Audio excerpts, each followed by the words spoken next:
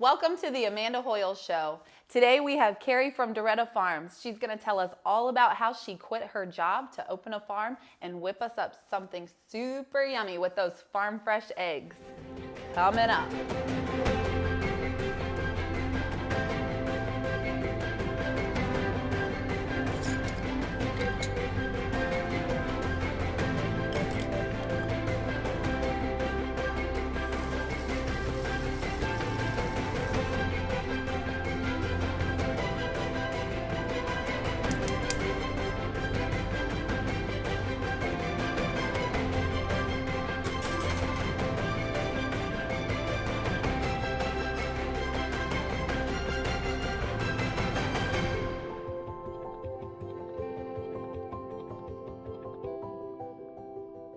Hey guys, thank you so much for joining us today. We have Kari from Doretta Farms in Front Royal, Virginia. She's going to tell us about opening a farm, and she's going to make us some super yummy quiche.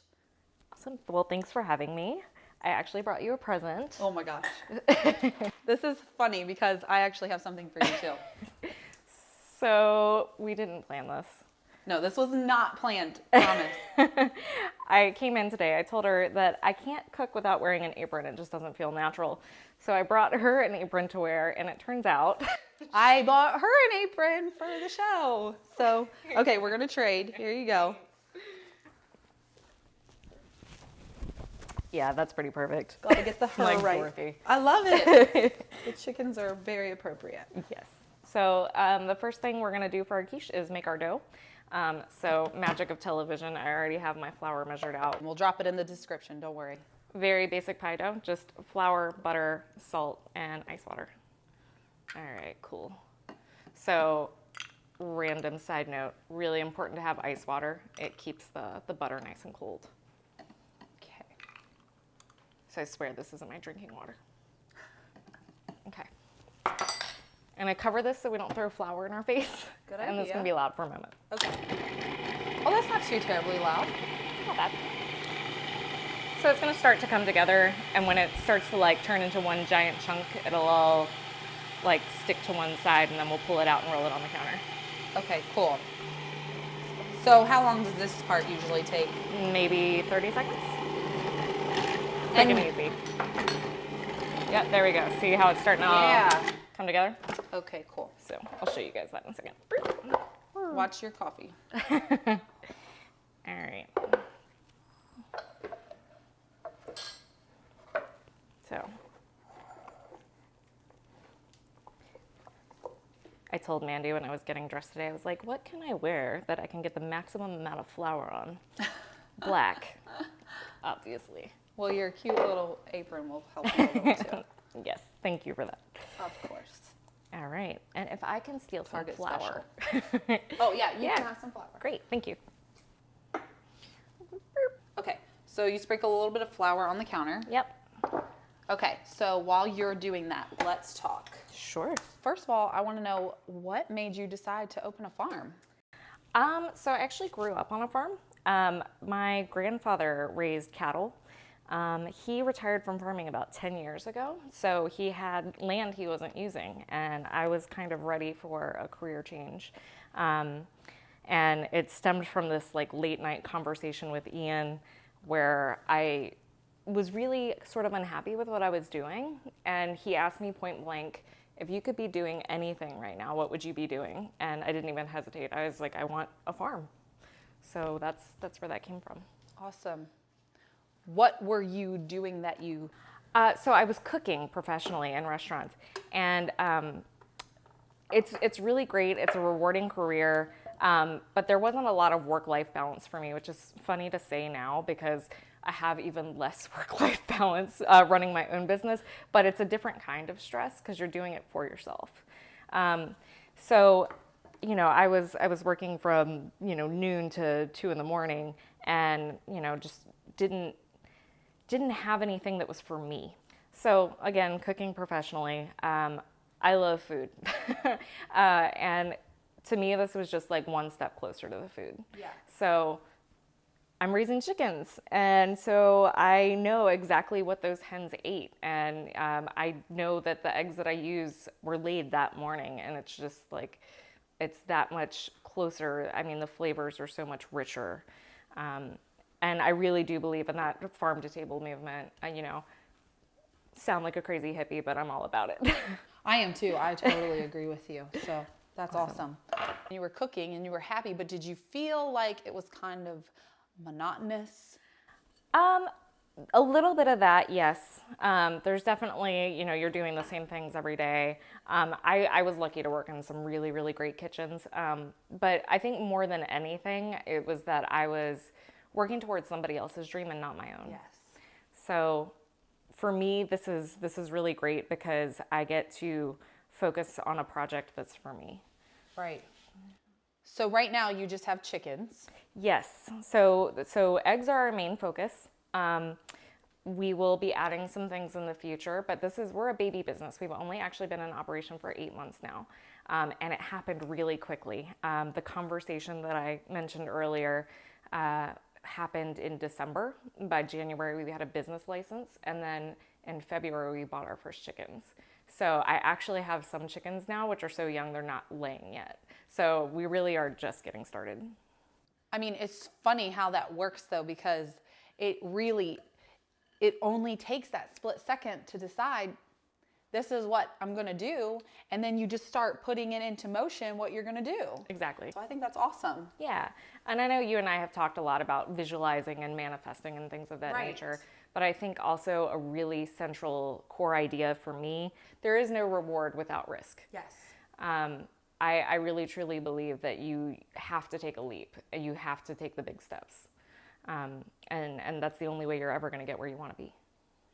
Even if that means, because we have also talked and we can share with all of our audience that you're in the growing stages. I mean, you're only 8 months old. So that may mean taking a step back and getting paid less for a time period before you can slingshot yourself into the next, whatever it is, tax bracket. Let us hope. Right. Yeah, no, absolutely. There are big sacrifices. I mean, it was scary to me to have to scale back. We actually, when we started, we moved in with my grandfather to save on rent. So we're renting out our condo, and we're living in a basement, but we're doing what we want to do. And so eventually we'll get to that point that, I think it's worth it. Yeah. Yeah. I mean, I think a lot of times people may not think about the fact that you have to actually go backwards before you can go forwards. Right. So that's so important that you share that with us. So thank you. Okay. Tell us a little bit more about what you're doing right here. You've rolled out this dough pretty good. Yeah. So what I'm doing here is I've just rolled out our dough, and it's nice and pliable and thin.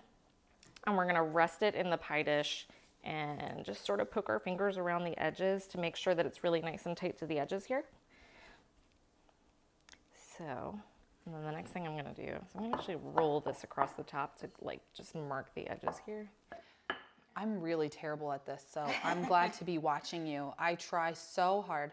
I've actually never, maybe I have made dough from scratch, but wasn't good enough to remember. It's super easy. I think a lot of people think it's more difficult than it is. But this is totally the secret weapon, the bench scraper. It's good for cutting dough and for, scooping things up off counters when they get stuck, which is sort of inevitable. The counter stuck thing is, I think, where I get stuck. All right. So the next step with this is we are going to do what's called blind baking. So we're going to put it in the oven at 375. We're going to use foil and some beans to weigh it down. Okay. And then we're going to throw that in there for 5 to 8 minutes, just until it's a little bit brown. And then we can load it up with our ingredients. Awesome. Cool. Okay, I'll do that. Go ahead. So these are our ingredients that are going to go into our quiche. These are chopped up leeks. So I'm just going to throw these in a pan with some butter, and then I will saute these up as well. This is smoked Virginia ham. So traditionally in quiches you use bacon lardons, but we're in Virginia. I'm using smoked Virginia ham. All right, so all we're doing again is just softening up the leeks and getting the ham warm, and I'm gonna put that in here. It smells so good. I'm really excited for this. Me too. Okay, spread that out a bit. So traditional quiche uses Gruyere cheese, but I like goat cheese, so we're doing goat cheese. Awesome. And you get to do the honors of pouring the custard. Oh my gosh. I might mess this up. No, you can't mess it up. Okay. Literally just fill the quiche dough. You're all set. Right now? Yep. You ready? Do it. In a circle? Like However this? you want to do it. Cool thing about liquid is it's going to go where it wants to go. All right, no more. Oh. You're at the edge. Oh my gosh, it's spilling over. Okay. We're going to stick it on this anyway. Are you ready? Yep. Okay. It's fine. Okay. All right, we're going in the oven with this? Okay, ready? Yep. So now we wait. Now How long are we wait. baking this? For 15 to 20 minutes. Okay, so while that's cooking, tell us, what was 19-year-old Kari doing? Oof. 19-year-old Kari was in college for international relations. I originally wanted to join the Peace Corps and travel the world, and still want to travel the world, but yeah, no, just my life has shifted a little bit, and my priorities have changed. You know, I wanted to be closer to family, so I was living in Florida when I was in college. Grew up here in Virginia, so moved home, and I did work very briefly for the State Department, and realized pretty quickly that I didn't enjoy sitting at a desk. So I went to culinary school, which was awesome, and I would do it all over again in a heartbeat. I told you earlier I love food, which is what eventually, in a roundabout way, led me to starting the farm. So again, to me, it's just that next step. So could you ever see the farm becoming a restaurant of sorts? Possibly. I mean, I have all sorts of dreams for it. You know, we've talked about doing farm to table brunches or dinners. We've talked about maybe making it a wedding venue one day, and then being able to cater that with food that was grown on the premises. Right. But for right now, we're just taking it one day at a time, and you know, seeing what works well. And you know, as I said earlier, we're a baby business, so we're figuring out what works. And I think that's also really important too, is being able to step back and assess what you're doing all the time, and be okay with shifting gears, you know, being honest with yourself about what's working and what isn't in every aspect of your life. 100%. Like that, I can't agree with you more, especially with assessing what you're doing and making sure that it's working, because sometimes we start businesses because we think that's what we're supposed to be doing, and then it's actually not really working out so well, and we have to just, maybe we don't completely close that business, but maybe we look at it from a different perspective and change up what we're doing a little bit to make it grow. Right, exactly. Like, and I think you were originally doing a lot of wedding photography, right? And now you've sort of 100%. changed gears with that, and Yeah. you're doing families and maternity. Yeah. So yeah, it's okay to take what you're doing and just alter it a little bit to fit you better. Right. And not sticking to this preconceived notion of what you're supposed to be doing, because nobody really knows what you're supposed to be doing. Well, and I thought that I was always just supposed to do photography, but now here I find myself standing with Doing you. a show. Yes. Yeah. Because what I ultimately want is to make people happy and bring them joy and inspire and motivate them. So Right. that's Right, exactly, which is probably what got you into photography in the first place too, Yes, right? to Like you make wanted people to make happy. people happy. So Yeah. it's all connected. Yes.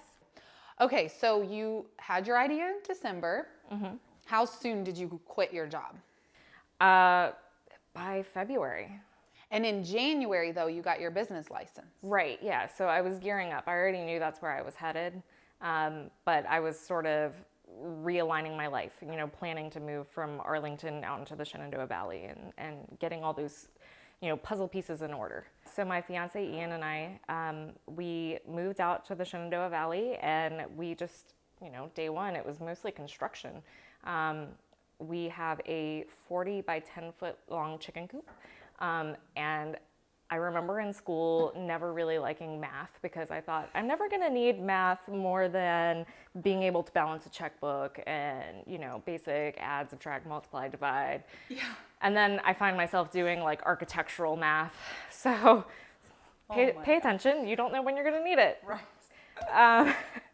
So we constructed the chicken coop, which was big. We also made a hoop house, which is like a PVC pipe greenhouse. So doing lots of research, and funnily enough, we taught ourselves to do that with YouTube. So That's what I was going to ask, is how much did YouTube play a part in the building process? you can teach yourself anything with the internet. Yeah. So yeah, YouTube. it's a great learning resource. Yeah, it really is. So yeah, It really is. yeah. So I mean, that's been what most of this year's been, is really just like building and learning and trying things out and then just coming back and going, okay, is this working? Is this not working? Right. Okay, so when you were getting started, you started a crowdfunding campaign, and how did that help you in your business? It was awesome, honestly. I mean, if for nothing else than just getting the word out about what I was doing. So it was great for marketing, but also all those people that donated did help. They bought the lumber for the chicken coop. You know, they bought the original chickens. So we bought chicks, bought chicken food. It bought a lot of stuff. It was really, really helpful because I didn't want to start out a business going into debt. So I didn't take out a business loan. I put in all my personal money, and then all the money that I've earned from the eggs, I just keep putting back into the business. So I'm not taking a paycheck from this until I feel like it's ready. And we really need to point out like how hard you're grinding right now, because she is full on farmers market Saturday, Sunday. Tell us. We ran a CSA this year.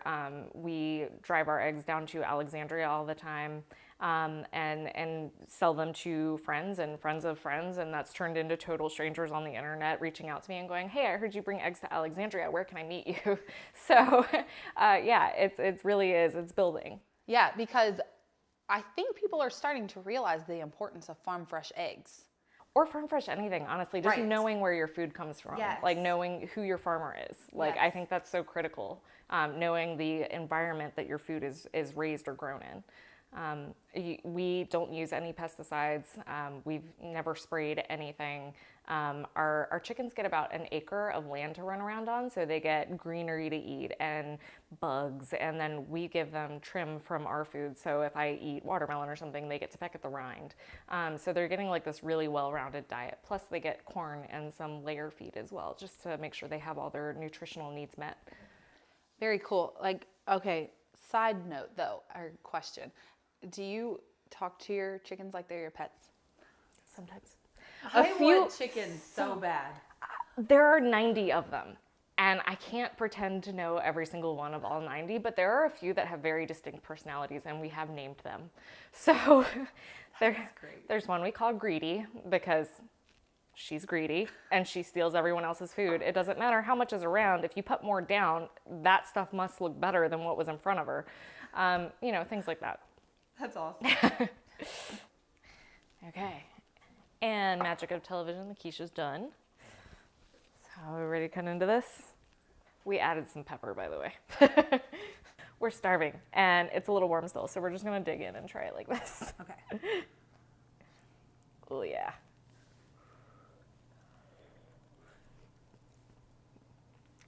Hot.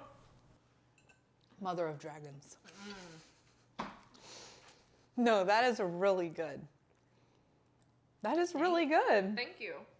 I love it. I'm gonna fight you for a bite. I think it's you, obviously, but the goat cheese is like, Yeah. And I think the goat cheese is also contributing to why it's so soft and hot. very good, very good. So, One last question. Uh-oh. I'm gonna Take a shot. shove food in my mouth before you ask, so I have a minute to think. tell us what your why is. What's your why? My why. What motivates you? What is getting you to the point where you are given this farm all you've got? What's your why to keep that going? I think it's just that I refuse to settle for being unhappy. I don't have a problem quitting something that's not working. And I think a lot of people are afraid to quit things because they think it looks like failure. Leaving, the restaurant world, I think I did have a little hesitation because I thought, you know, I've put all this time and energy into building this career, and now I'm going to step away from it. But I think that I made the right decision for myself. And I think that's, you just have to keep making those decisions for yourself because nobody's going to do it for you. I think it's beautiful. I think it's great because you went to college and you got a desk job and you said, no. And then you went to culinary school and yes, you loved it, but you still were not feeling fulfilled. So you did what you had to do to get to the next point. And I mean, I am so happy for you to have been able to have that realization and then go to the next thing and then the next thing and the next thing. And I can't wait to see where this farm goes. I'm so excited. 8 months in, I can't wait to talk to you in a year. Please check in with us in a year. Absolutely. And we will hear, I want to update on everything. Sure. So, okay guys, thank you so much for watching today. We're going to drop this recipe in the description and we'll give you all the links to follow Kari and her farm journey. Question of the day. We want to know what you put in a quiche. So tell us in the comments. Our goal here is to help people, guys. So if you like what you saw, make sure you like, share, and subscribe. And I'm going to finish this quiche. Check you next time.